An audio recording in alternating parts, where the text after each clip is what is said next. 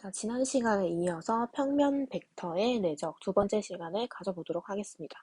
자, 우리 지난 시간에 평면 벡터의 내적은 스몰 a 벡터와 b 벡터를 내적하려면 그 공식은 a 벡터의 크기와 b 벡터의 크기 그리고 이 두 벡터가 이루는 각을 세타라고 했을 때 코사인 세타를 곱해서 내적을 구해줬습니다. 자, 근데 이제 이번 시간에는 더 나아가서 얘를 성분으로 나타내면 이제 결과가 어떻게 되는지 해서 볼 건데, 지금 교과서 83페이지 보시면요. 한 페이지가 전부 다 이제 벡터의 내적의 성분에 대해서 증명하는 과정이 있습니다. 근데 이걸 봤을 때, 이렇게 설명을 하면은 여러분들이 너무나도 쉽게 포기를 할 것 같아서 좀 더 쉬운 방식으로 들고 왔습니다. 그냥 원리는 거의 똑같아요. 결과도 똑같고. 자, 그러면 시작해 보도록 하겠습니다. 자, OA 벡터를 스몰 a 벡터라고 둘 거고요. 얘를 성분으로 나타내면 A1, A2라고 나타낼 수 있죠. 그 다음에 OB 벡터를 스몰 b 벡터라고 하고 성분으로 나타내면 B1, B2라고 하겠습니다. 그리고 그 두 벡터가 이루고 있는 각을 세타라고 하겠습니다. 자, 이랬을 때 어떤 걸 이용할 거냐면요. AB 벡터의 크기의 제곱을 이제 다른 식으로 바꾸어서 성분으로 나타낸 다음에 이제 내적의 성분이 어떻게 되는지 이끌어낼 거예요. 자, AB 벡터 크기의 제곱을 어떻게 나타내 줄 수 있냐? 일단 얘를 어떻게 바꿀 거냐면요. 지금 두 개 다 OA 벡터와 OB 벡터는 두 개 다 C.25로 똑같죠. 그래서 얘도 C.25로 똑같은 벡터로 나타내 줄 거예요. AB 벡터는 A를 버리고 B한테 가는 거기 때문에 얘는 OB 벡터에서 OA 벡터를 빼주면 되겠습니다. 자, 여기서 우리가 흔히 알고 있는 거 사용할 거예요. A-B의 제곱, 얘 전개하면 어떻게 돼요? 곱셈 공식에 의해서 A제곱 더하기 B제곱 마이너스 2AB로 나타낼 수 있죠. 자, 얘를 그대로 사용할 거예요. 그러면 OB 벡터의 크기의 제곱 더하기 OA 벡터의 크기의 제곱 마이너스 2, 이제 원래 A, B인데 곱해줘야 되는 거잖아요. 근데 벡터의 내적이 벡터의 곱셈 역할을 한다 그랬죠. 그래서 OB 벡터와 OA 벡터를 내적을 해줄 겁니다. 이 식이 똑같은 거예요. 그래서 이제 결론은 얘랑 얘를 성분으로 한번 나타내 보겠습니다. 자, AB 벡터 성분으로 나타내면 어떻게 돼요? 이거 앞에서 했었는데 AB 벡터를 성분으로 나타내면 B1에서 A1을 빼고 그 다음에 B2에서 A2를 뺀다고 나타냈습니다. 자, 이거를 이용해서 크기는 각각을 제곱시켜서 루트를 씌워줬었죠. 그래서 거기에 제곱이기 때문에 얘는 그냥 거기서 루트만 없애주면 되는 거예요. 그래서 B1에서 A1을 뺀 거의 제곱 더하기 B2에서 A2에 뺀 거의 제곱이 되겠죠. 그 다음에 OB 벡터의 제곱은 그냥 B1 제곱, B2 제곱, 제곱 더해주면 되고 OA 크기의 제곱은 A1의 제곱, A2의 제곱이고요. 그 다음에 얘는 그대로 적어줄게요. 이 스몰 a 벡터, 스몰 b 벡터의 내적. 우리가 최종적으로 구하고자 하는 거는 a 벡터와 b 벡터의 내적한 거의 성분이에요. 그래서 이 a 벡터, b 벡터 내적한 거는 이제 나머지 싹 다 정리를 해보면 여기도 b1 제곱, a1 제곱, b2 제곱, a2 제곱 있어서 얘는 싹 다 날라갈 거예요. 그럼 남는 거는 이 a1, b1, 그 다음에 더하기 2 a2, b2가 될 겁니다. 따라서 결론은 A 벡터와 B 벡터를 내적한 거의 성분은 A1, B1 더하기 A2, B2가 될 겁니다. 책에 있는 것보다 훨씬 간단해서 예를 들고 왔는데 이해가 다 되셨나요? 그래서 결론은 뭐냐면요. 평면 벡터에서 A 벡터가 A1, A2라는 성분을 가지고 있고 B 벡터가 B1, B2라는 성분을 가지고 있으면 얘네 둘이 내적을 한 거의 성분은 A1과 B1을 곱해주고 A2와 B2를 곱해줘서 더해주면 됩니다. 그러니까 그냥 X 성분끼리 곱하고 Y 성분끼리 곱해서 더해주면 되는 거예요. 자, 그러면 얘를 이용해서 실제로 벡터의 내적을 한번 구해봅시다. 자, 문제 3번으로 넘어갈게요. A 벡터는 3,2라고 나와 있고요. 얘 문제에서는 마이너스 2고, 그 다음에 B 벡터는 1,5라고 주어져 있어요. 그랬을 때 내적을 구하라고 되어 있습니다. 그러면 X성분은 X성분끼리, X성분은 X성분끼리, 그 다음에 Y성분은 Y성분끼리 곱해서 더해주면 된다 그랬죠? 따라서 A 벡터와 B 벡터를 내적하면 3 마이너스 10이 돼서 마이너스 7이 되는 겁니다. 어렵지 않죠? 자, 그 다음에 두 번째도 X성분은 X성분끼리, 그 다음에 Y성분은 Y성분끼리 곱해서 더해주면 됩니다. 그래서 A 벡터와 B 벡터를 내적하면 4 플러스 2가 돼서 6이 되는 겁니다. 요거는 진짜 계산 실수만 하지 않으면 누구나 다 풀 수 있는 문제였습니다. 자, 그 다음 밑으로 넘어가면요. 두 평면 벡터의 수직 조건이에요. 자, 두 벡터가 수직을 이루고 있어요. 자, 이거 기호 표시하는 거는 여러분 알고 있어요. 얘네 둘이가 수직이다 라고 하면은 이렇게 표시를 해주고요. 그리고 얘네 둘이 내적을 하면 어떻게 돼요? 자, 원래 내적을 정의에 의해서 A 벡터의 크기, 그 다음에 B 벡터의 크기, 그리고 두 벡터가 이루고 있는 각의 크기가 90도잖아요. 그럼 코사인 90도예요. 자, 근데 여러분, 코사인 90도 뭐예요? 예, 0이죠. 그래서 결과는 0이 되는 겁니다. 그래서 얘는 사실 역도 성립을 해요. 두 벡터의 내적이 0이면 그 두 벡터가 이루고 있는 각은 90도가 됩니다. 따라서 결론은 A 벡터와 B 벡터가 수직이에요. 그러면 A 벡터와 B 벡터를 내적하면 0이 됩니다. 그리고 반대로 A 벡터와 B 벡터를 내적했을 때 0이 되면 이 두 벡터는 수직을 이룬다고 할 수가 있습니다. 그러면 문제 4번 가볼게요. 자, A 벡터와 B 벡터가 있어요. 근데 얘네 둘이가 수직이 되어야 된대요. 방금 배웠죠? 두 벡터가 서로 수직이 되어야 된다. 그러면 어떤 게 성립을 해야 된다고? A 벡터와 B 벡터를 내적을 했을 때 결과가 0이 나와야 됩니다. 자, 근데 방금 우리가 이 성분으로 나타냈을 때 내적하는 거 배웠죠? X 성분끼리 곱해서 더해주고 Y 성분끼리 곱해서 더해주면 된다 그랬어요. 자, 그러면 A 벡터와 B 벡터를 내적을 해보겠습니다. 벡터를 내적하면 X성분끼리 곱하면 2K, Y성분끼리 곱하면 더하기 12, 얘가 0이 돼야 돼요. 따라서 K는 얼마가 돼야 돼요? 그렇죠. 마이너스 6이 되면은 서로 수직이 되는 겁니다. 여기까지는 크게 어려운 게 없었을 거예요. 자, 그 다음에 85페이지 넘어가시면요. 평면 벡터의 내적의 성질이 있습니다. 여기에서는 이제 우리가 흔히 알고 있는 교환 법칙, 결합 법칙, 분배 법칙, 이것들이 벡터에서도 똑같이 성립을 하거든요. 그래서 그거에 대해서 한번 알아보도록 하겠습니다. 자, 벡터가 A 벡터, B 벡터, C 벡터가 있어요. 그랬을 때 A 벡터랑 B 벡터를 내적을 해보겠습니다. 그럼 방금 배웠죠? X성분은 X성분끼리, Y성분은 Y성분끼리 곱해서 더해줘요. 자, 그러면 해봅시다. A1, B1, 그리고 A2, B2가 되겠죠. 근데 사실 얘는 바꿔서 B1, A1, B2, A2라고 나타낼 수 있죠. 자, 이 식은 B 벡터와 A 벡터를 내적한 거와 결과가 똑같죠. 그래서 여기서는 교환 법칙이 성립한다는 것을 알 수가 있습니다. A 벡터를 내적하고 B 벡터를 내적하고 아니면 B 벡터를 먼저 하고 A 벡터를 하고 상관이 없다는 거죠.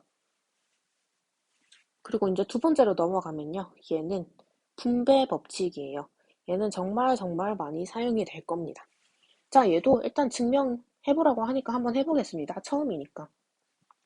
자, A 벡터 내적을 하기 전에 일단 B 벡터랑 C 벡터를 먼저 더해줘야겠죠.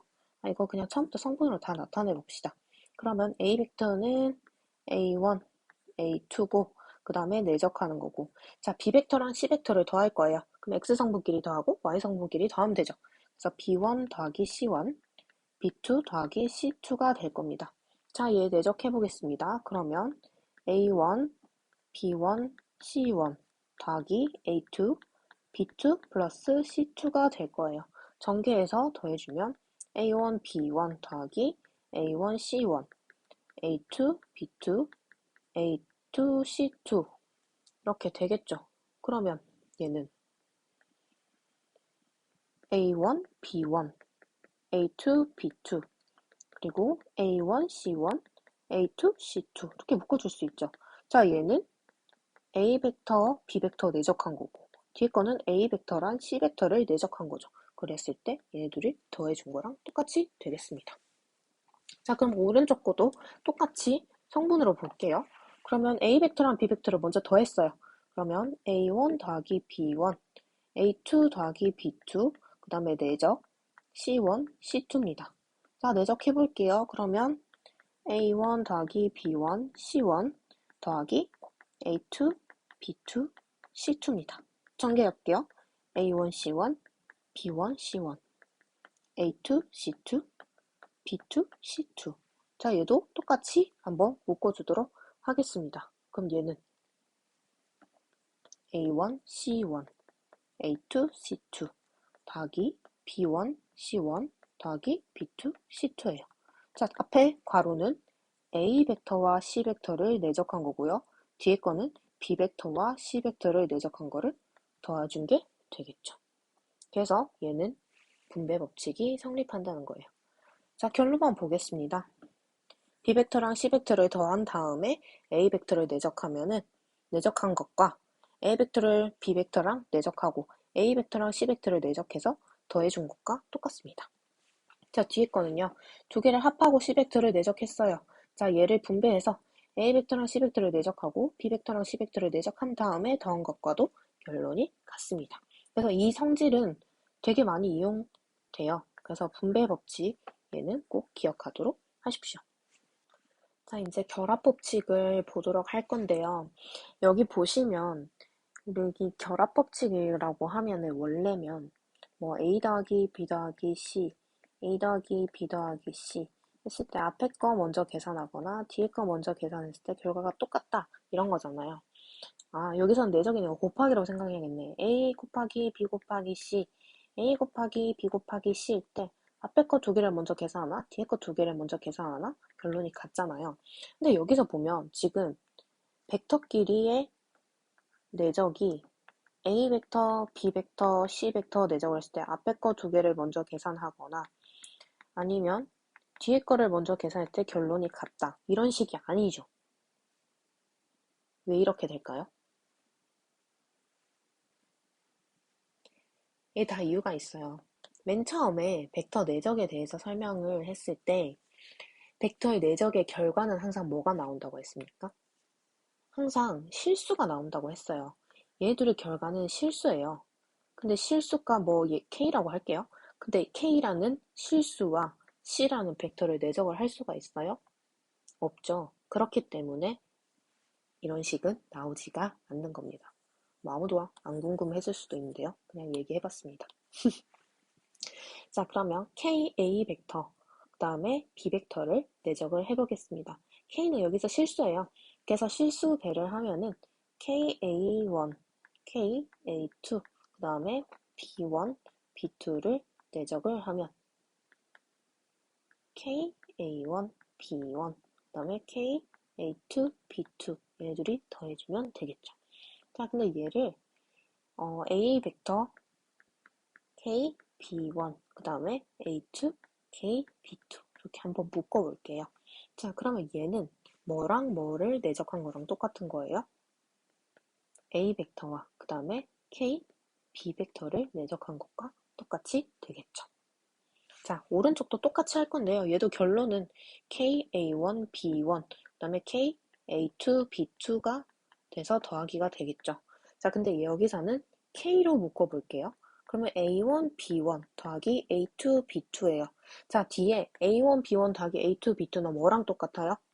그렇죠. 얘는 A 벡터와 B 벡터를 내적한 것과 똑같습니다. 그래서 얘의 결론은 뭐냐면요. 얘와 얘와 얘가 같다는 겁니다. 자, 이거를 한 번에 적어 보겠습니다.